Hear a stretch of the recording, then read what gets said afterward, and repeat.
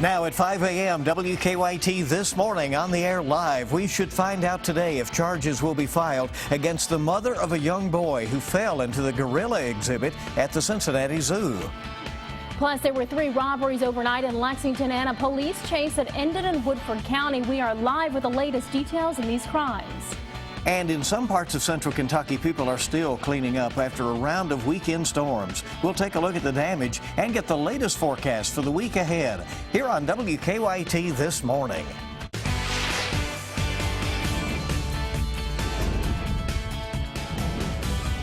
This is WKYT This Morning.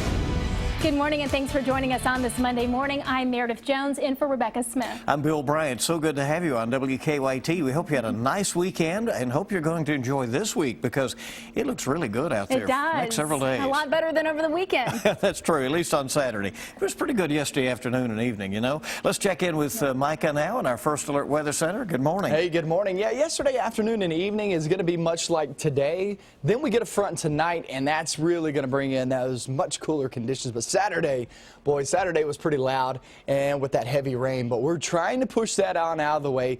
Yeah, looking pretty good this morning, and we do have a front on the way that will not bring showers and thunderstorms. It's only going to bring a passing shower overnight tonight. Temperatures there in the 60s this morning. So walking outside early this morning, it looks good, feels good. Really nothing to worry about. 83 by the afternoon, which is still relatively warm, just above average. But much nicer conditions once that front passes through later on tonight. I'm going to show you how low we dip with those temperatures. It's going to be the 70s, but how far into the 70s. I'm going to have that coming up in a few minutes. And we'll see you shortly, Micah. Thank you. In the news this morning, it was a busy night for Lexington police. There were 3 robberies overnight and a police chase. Yeah, that chase ended with 3 arrests in Woodford County. WKYT's Mike Byer is live to explain what we know about these overnight crimes. Good morning, Mike.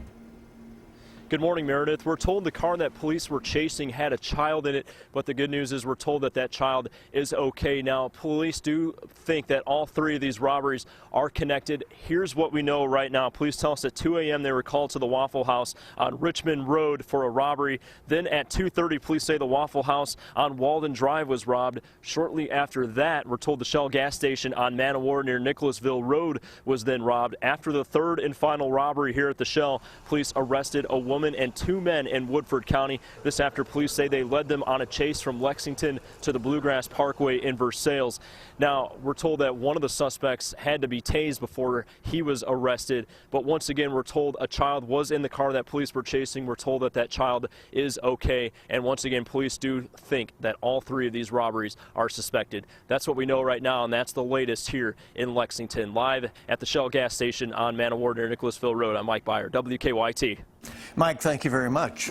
That's right. Well, we should find out today if charges will be filed against the mother of a young boy who fell into the gorilla exhibit at the Cincinnati Zoo. The zoo has already made changes to that exhibit. WKYT's Mark Barber is at our live desk with the latest on that. Mark?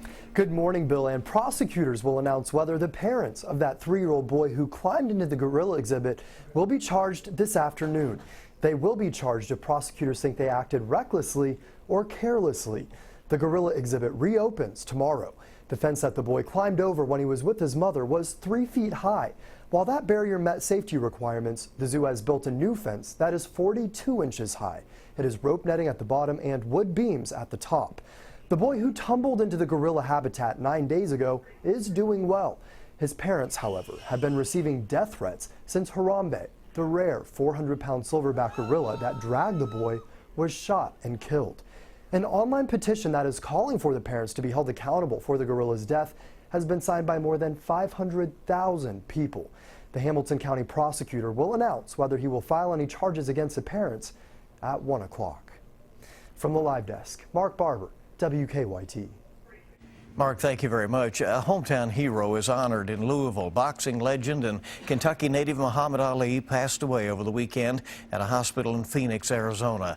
His body is now back in Louisville. A private plane carrying his casket landed yesterday afternoon, and police escorted Ali's body to the funeral home.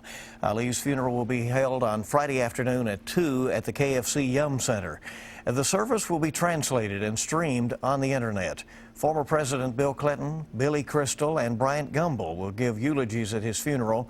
There will be a private ceremony Thursday for the family. Jury selection in Lexington begins this morning in the trial of Mark Taylor. Taylor is facing murder and kidnapping charges in the 2013 death of Alex Johnson. Police say they found Johnson's body inside a barrel in the Kentucky River. Attorneys expect Taylor's trial to last 2 weeks.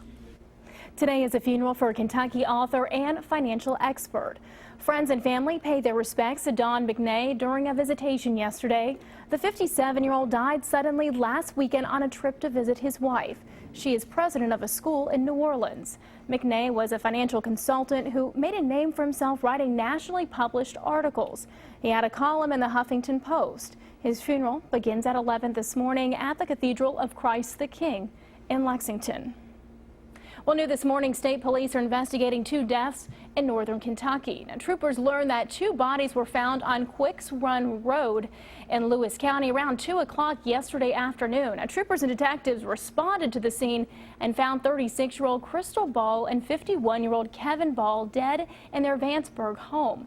Officers say they are not looking for any suspects in this investigation. And Owsley County Road is back open this morning after high water covered it. The sheriff's office there says all of the recent rain caused Sugar Camp Road to flood.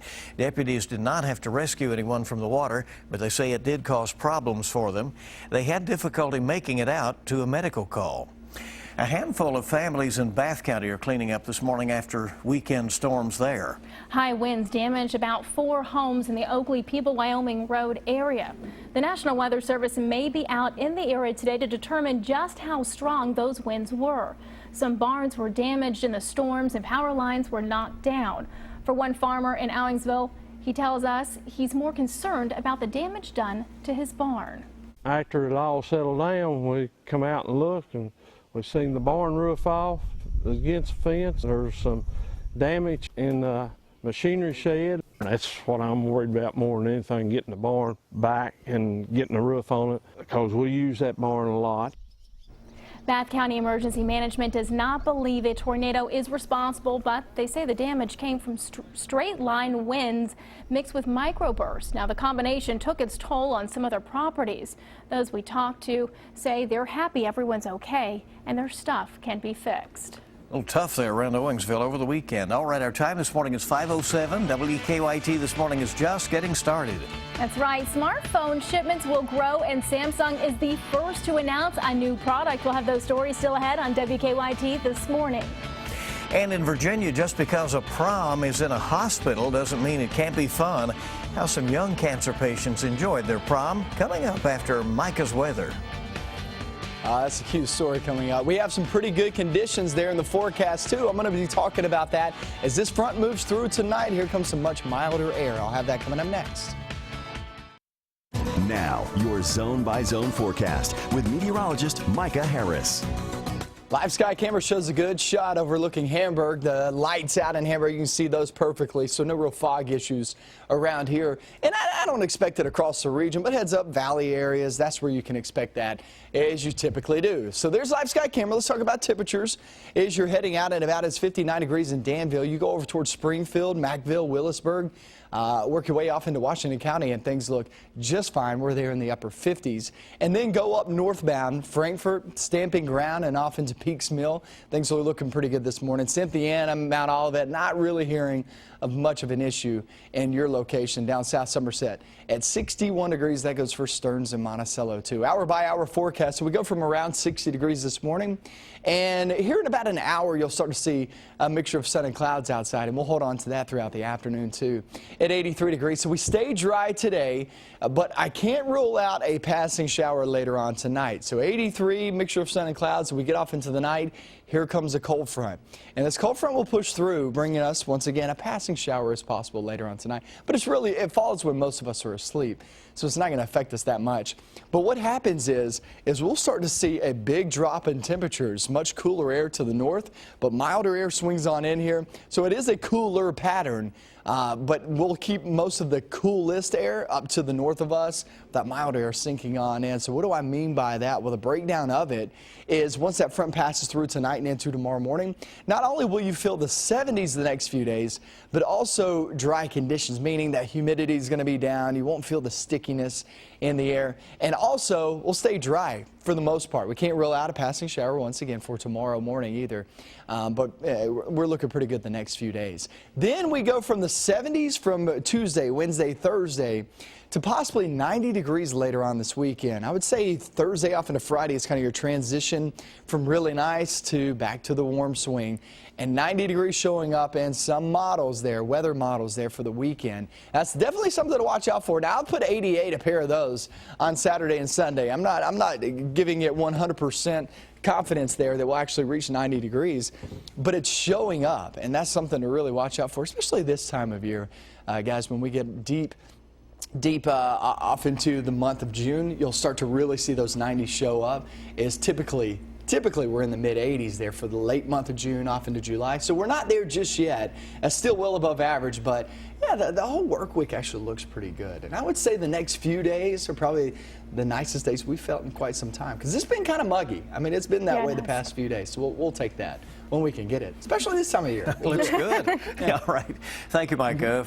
Coming up on 5:14, who says the prom is just for teenagers? In Richmond, Virginia, some children battling cancer had their own special soiree. At the Children's Hospital of Richmond had VCU at a night filled with dancing, great music, yummy treats, and even face painting. Now, the families attending the prom said their children had a wonderful time, and it was an opportunity to have fun that doesn't come around often.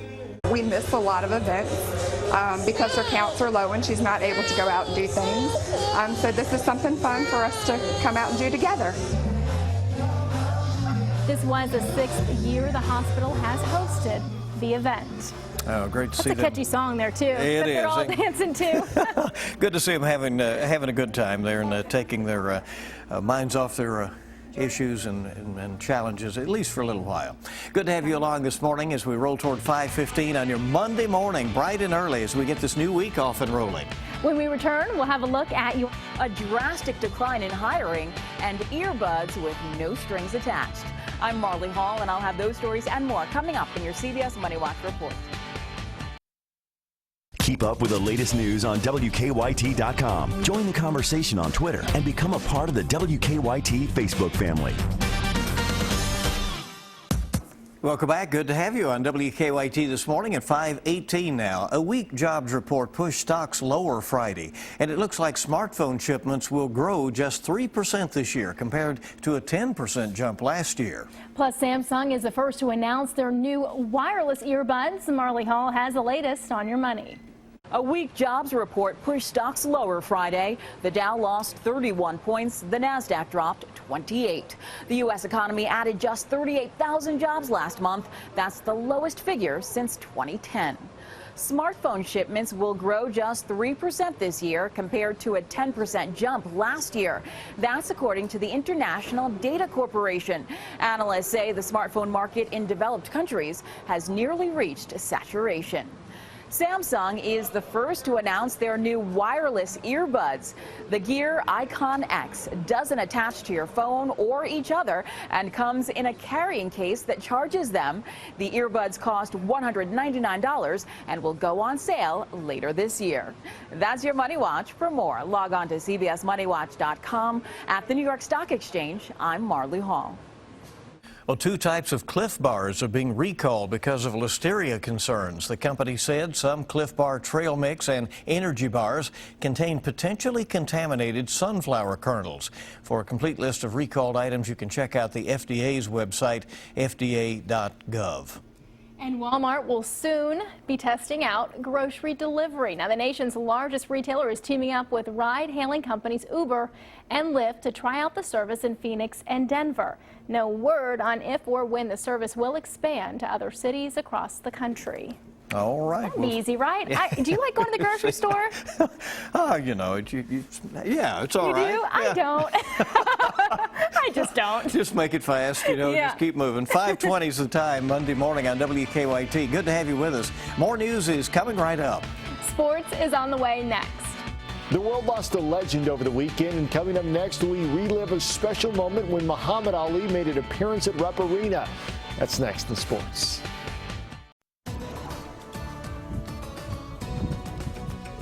Nice start to your Monday, nice start to your work week. As you're walking out the door, there's nothing really to worry about, so no umbrella, no raincoat needed. Just take it off and enjoy the morning, but I will tell you this, we have a front to the north of us, and that front comes barreling on through later on tonight, so it really won't affect us today. We're still going to have warm conditions. I know you've been hearing about this cooler air coming on in. You won't feel it today. It's really the next few days. So this front dives on in here later on tonight and into tomorrow morning. Tomorrow morning, you won't really feel it so much. It'll basically be temperatures like you're seeing right now.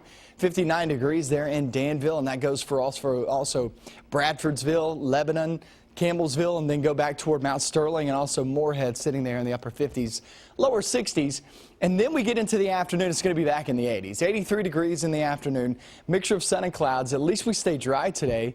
But let me tell you this, we get off into the night and into tomorrow. Clouds will be on the increase with that front moving on in. And during that time, I would say anywhere from 10 p.m. to more than likely 8, 9 a.m., we could quite possibly push out a shower, a stray shower. And like I said, those temperatures will not drop that much tomorrow morning. It's really going to be afternoon and off into the evening hours, as that's the focus of the forecast, is much, much nicer air ahead. And that goes for tomorrow, that goes for your Wednesday, Thursday. But off into Friday and into your weekend, that's a totally different story, as that will bring in some much warmer conditions. We're talking possibly 90 degrees. I'm going to show you that in your 7-day coming up. First, let's check out sports, see what's going on.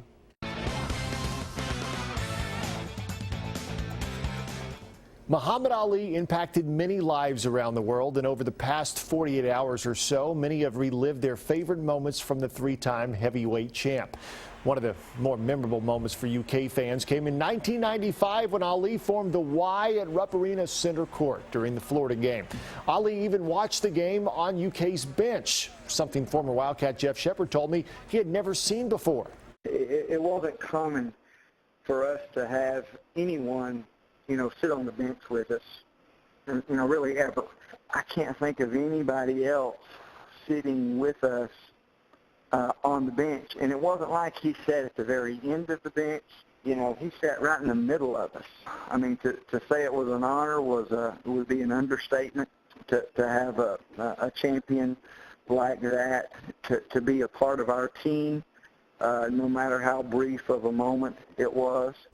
Now, what a cool moment that was, and you saw Cameron Mills sitting right next to Muhammad Ali there on the bench. More recently, the 2015 UK basketball team had an unforgettable interaction with Ali. This picture was taken on September the 26th, 2014, on a visit to the Ali Center in Louisville. It was part of a preseason team-building activity just ahead of the Cats' historic season. And each player even had a chance to take an individual picture with the three-time heavyweight champ. Here's Ali with the freshman Tyler Eulis. There was a moment of silence to honor Muhammad Ali before last night's Game 2 of the NBA Finals. Second quarter, LeBron James lays it in. The Cavs had a 26-22 lead. James finished with 19 points, but the Warriors would go on a run late in the half. Draymond Green drains the three to give Golden State a 37-30 lead. Warriors led by 11 at the half. The second half was all Golden State. Steph Curry from long distance, he finished with 18 points. Warriors shoot 45% from three and win Game 2 easily, 110-77 to take a 2-0 series lead. That's a look at your morning sports. Have a great Monday.